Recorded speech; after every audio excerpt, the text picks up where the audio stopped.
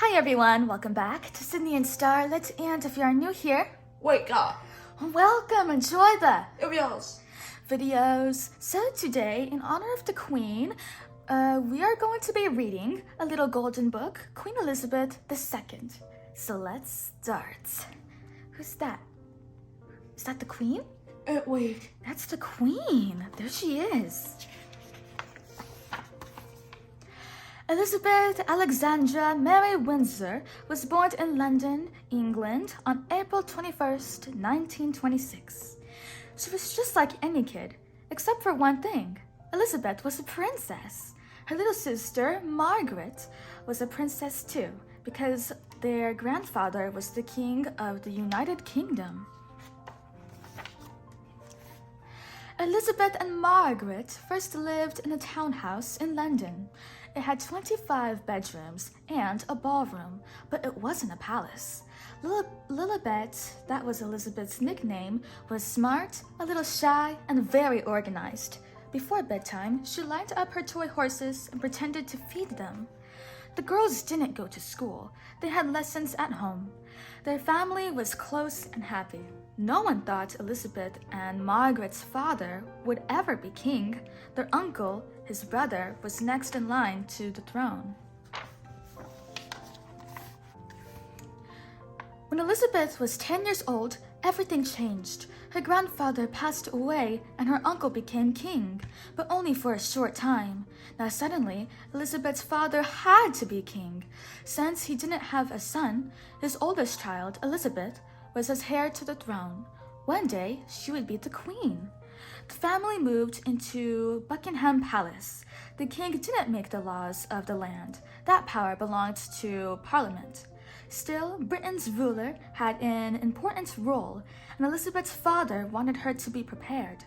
He taught her to feel a sense of duty.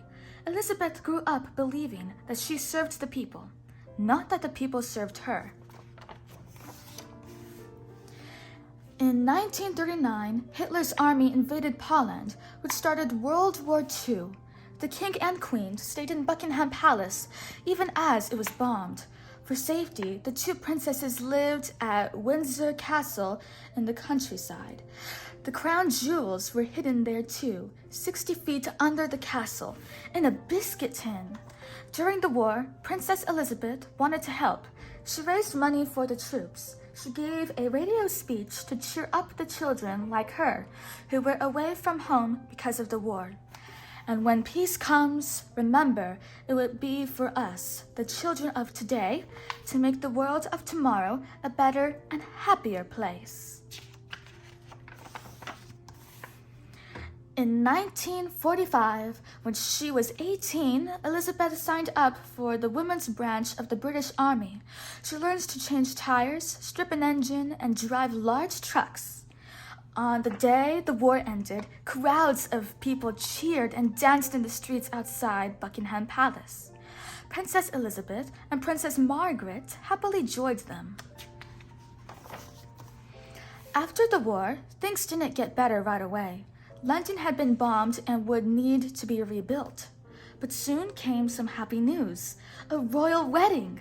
Elizabeth was in love. She had met charming, handsome Philip when she was just 8 years old. They'd met again when she was 13, and for years they had written letters back and forth. On November 20th, 1947, they got married. Sadly, Elizabeth's father passed away a few years later. Elizabeth, her family, and the country mourned the king. When she was just 25 years old, Elizabeth rode to Westminster Abbey in a fancy gold coach pulled by 8 horses. Wearing a white satin dress and a plush purple robe, she swore to govern with justice and mercy. A heavy crown was placed on her head. England had a new queen, Elizabeth II. Queen Elizabeth didn't wear a robe and a crown every day. She mostly wore colorful suits and hats, but every day she served the people and her country. She raised a family too. Elizabeth and Philip had 4 children, 3 boys and 1 girl. Years passed, and then decades. Calm, steady Queen Elizabeth kept watch over her country. By tradition, the Queen stayed out of politics. She didn't even vote. But that didn't mean she didn't make changes. She became friends with Nelson Mandela and supported his work against racism in South Africa. She visited Ireland despite its troubled history with Britain.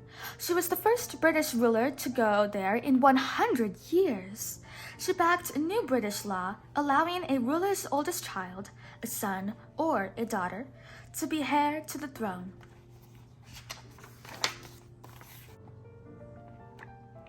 Being a queen wasn't always easy. Queen Elizabeth once famously said that 1992 was a horrible year. Her children, now grown, were unhappy. Her heir, Prince Charles, separated from his wife, Princess Diana. Then Windsor Castle caught fire. Slowly, things settled down. Her grandchildren got married and had children of their own. In 2012, Britain celebrated something very special, a Diamond Jubilee. Elizabeth had been queen for 60 years. There were concerts, fireworks, and picnics. People lined the streets to cheer. With her family around her, Queen Elizabeth watched and waved and smiled. A few years later, on September 9, 2015, Queen Elizabeth II became Britain's longest ruling monarch, overtaking her great-great-grandmother, Queen Victoria's record. And in 2022, Elizabeth marked 70 years on the throne. To honor her, Britain threw its first Platinum Jubilee. In war and in peace, in good times and bad, Queen Elizabeth carried on.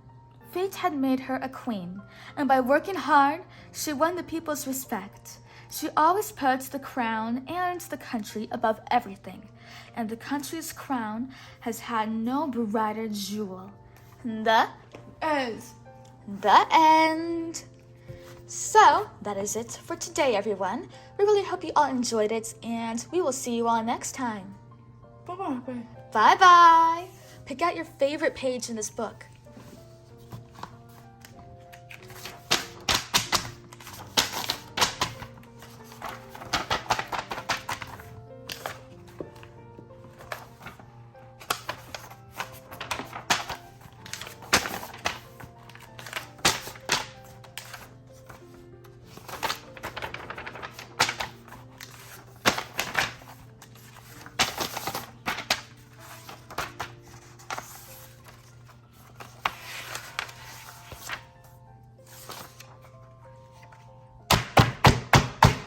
Wow, Sydney, that's a lot of gusto. That's a very good page, though. Who's your favorite person in this page? Queen. The Queen. That's a very good person. Bye-bye.